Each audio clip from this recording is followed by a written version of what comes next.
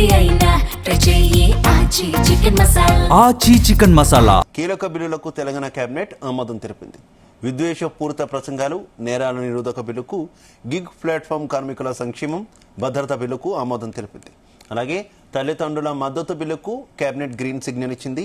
తల్లిదండ్రులను ఆదరించని వారి వేతనాల్లో కోత పెట్టేలా బిల్లు తీసుకురానుంది. ఇక 69 కిలోమీటర్ల మెట్రోను ఎల్ఎన్టీ నుంచి స్వాధీనం చేసుకునే ప్రక్రియను వేగవంతం చేయాలని నిర్ణయించింది. తెలంగాణ అడ్వకేట్ ప్రొటెక్షన్ బిల్లుకు కులగణనపై స్వతంత్ర నిపుణుల కమిటీ నివేదికకు కేబినెట్ ఆమోద ముద్ర వేసింది.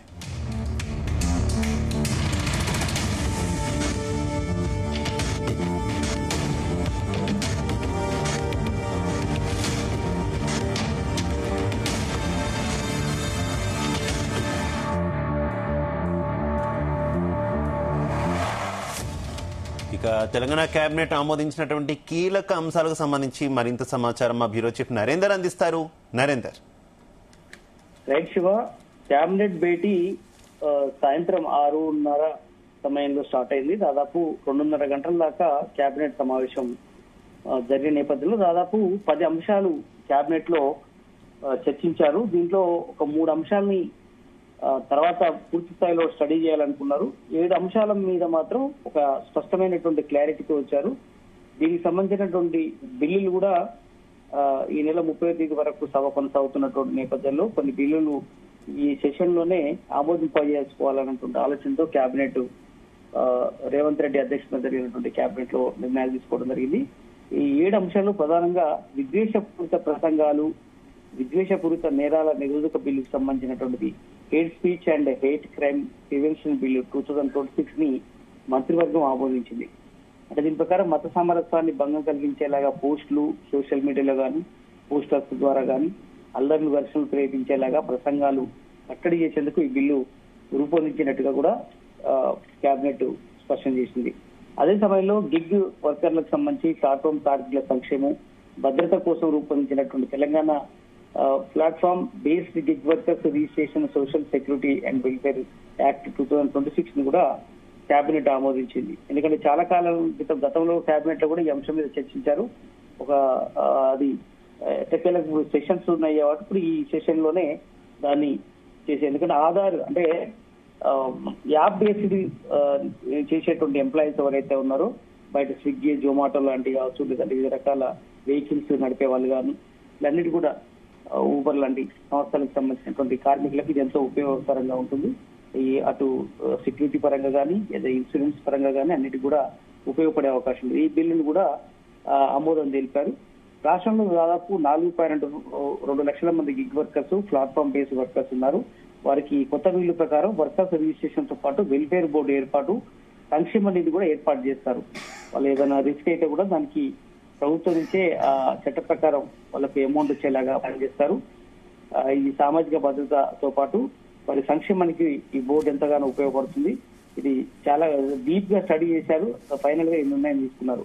మంత్రివర్గం ఆమోదించినటువంటి బిల్లును ఇటీవల కేంద్రం ప్రవేశపెట్టినటువంటి సోషల్ సెక్యూరిటీ కోడ్ అనుగుణంగా కూడా స్వల్ప మార్పుతో కేబినెట్ ఆమోదం తెలిపింది.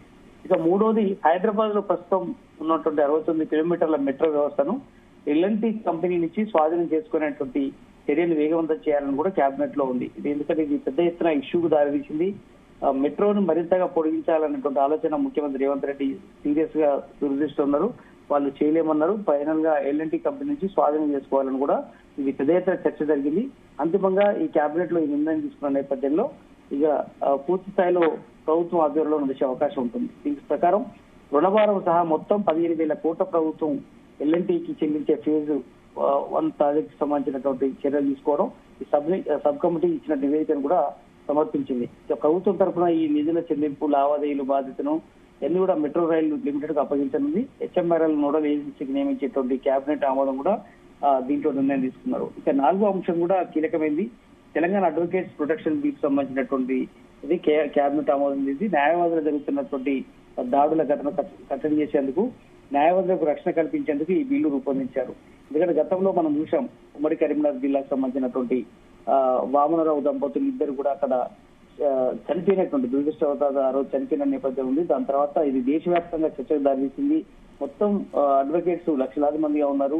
ఇది ఈ ప్రొటెక్షన్ కనుక ఉంటే ఖచ్చితంగా వారికి ఒక అడ్వకేట్స్ ఇది రక్షణగా ఉంటుంది అన్నది కూడా ప్రభుత్వం గతంలో కూడా ఆలోచించింది. ఇప్పుడు ఎటకేలకు చట్టం రూపొందించే అవకాశం కనిపిస్తుంది. ఇక రాష్ట్రంలో ఇక ఐదోది ఈ రాష్ట్రంలో ఇటీవల చేపట్టినటువంటి కులగణనకు సంబంధించిన అధ్యయనం రాష్ట్ర ప్రభుత్వం నియమించినటువంటి స్వతంత్ర నిపుణుల కమిటీ కూడా నివేదికను కేబినెట్ ఆమోదం తెలిపింది. దీని ద్వారా independent expert working group chairman justice Sudarshan Reddy ఆధ్వర్యంలో నిపుణుల కమిటీ నివేదికను తయారు చేశారు. నిపుణుల కమిటీ సమర్పించినటువంటి నివేదిక చర్చించింది. దీని ద్వారా సామాజిక న్యాయం, అన్ని వర్గాల సాధికారత లక్ష్యంగా దేశంలోని మొదటిసారి తెలంగాణ రాష్ట్ర ప్రభుత్వం ఈ సామాజిక ఆర్థిక కుల సర్వే నిర్వహించినటువంటి పరిస్థితి కూడా కనిపించింది. ఇక 2024 నవంబర్ 6వ తేదీన నుంచి డిసెంబర్ 20వ తేదీ వరకు 50 రోజుల పాటు రాష్ట్ర వ్యాప్తంగా సర్వే నిర్వహించారు కులగణనకు సంబంధించి. ఇది కేబినెట్ కూడా సబ్ కమిటీ ఆమోదించినటువంటి నేపథ్యం కూడా ఉంది ఈ నిపుణుల కమిటీ ఇచ్చినటువంటి నివేదికను.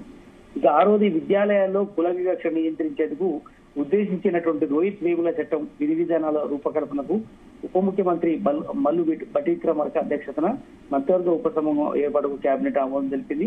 మంత్రివర్గం ఉపసంఘం సభ్యులుగా మంత్రులు దామోదర్ రాజనరసింహ, దుద్దిల శ్రీధర్ బాబు, ఉత్తమ్ కుమార్ రెడ్డి, పొన్నం ప్రభాకర్ ఇందులో ఉన్నారు. ఆ రోజు మనం చూసాం సెంట్రల్ యూనివర్సిటీలో రోహిత్ వేములకు సంబంధించినటువంటి ఇష్యూ పెద్ద ఎత్తున దేశవ్యాప్తంగా చర్చకు దారితీసింది. తర్వాత ఒక బిల్లు తీసుకురావాలనుకున్నారు. ఎట్టకేలకు దీనికి సంబంధించిన మంత్రివర్గ ఉపసంఘం ఏర్పాటు చేయడం, దీనికి ఏకంగా డిప్యూటీ సీఎం కూడా దీంట్లో కీలక పాత్ర పోషిస్తారు అధ్యక్షుడిగా. బట్ ఇది ఒక చట్టం రూపొందించే అవకాశాలు ఉంటాయి దాని తర్వాత. అయితే ఇక ఏడోది చాలా ఇంపార్టెంట్. ఇది ఈ మధ్య కాలంలో ఒక సెన్సేషన్ గా ఈ రాష్ట్ర ప్రభుత్వం ఈ నిర్ణయం తీసుకోబోతుంది.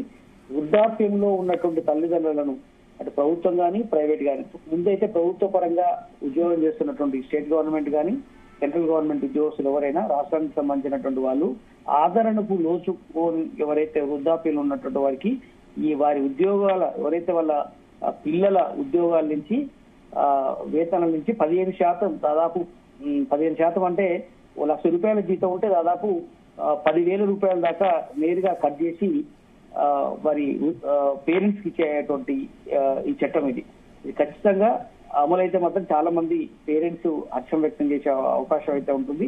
అది ముందుగా అయితే ప్రభుత్వ ఉద్యోగులు అనుకుంటున్నారు. దాని తర్వాత సాఫ్ట్వేర్ ఎంప్లాయీస్ కానీ లేదంటే శాలరీ బేస్డ్ ఎంప్లాయీస్ ని కూడా పూర్తి స్థాయిలో ఇది కలెక్టర్ ఆధ్వర్యంలో ఎవరైతే కంప్లైంట్ ఇస్తారో పేరెంట్స్ మా పిల్లలు మమ్మల్ని చూసుకోవట్లేదని, అలాంటి వాళ్ళకి ఇది ఎంతగానో ఉపయోగపడేటువంటి అవకాశం అయితే ఉంటుంది. బట్ ఇది ఈ రకంగా 7 ప్రధానమైనటువంటి అంశాల మీద కేబినెట్ చర్చ జరిగింది. ఈ చర్చలో ముఖ్యమంత్రి రేవంత్ రెడ్డి పలు అంశాల మీద చాలా సుదీర్ఘంగా చర్చ జరిపారు 2.5 గంటల పాటు. దాని తర్వాత కేబినెట్ ముగిశాక కూడా పలు అంశాల మీద కూడా చర్చలు జరిగాయి.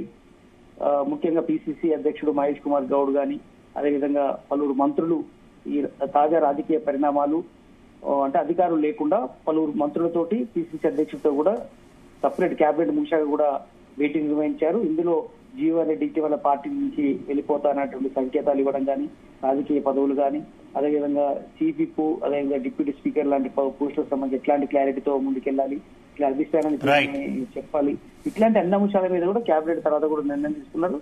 బట్ ఏదైనప్పుడు కూడా ఈ రోజు దాదాపు 2.5 గంటల పాటు జరిగినటువంటి కేబినెట్ సమావేశంలో 7 ప్రధానమైనటువంటి అంశాల మీద చర్చ జరిగారు. శివ.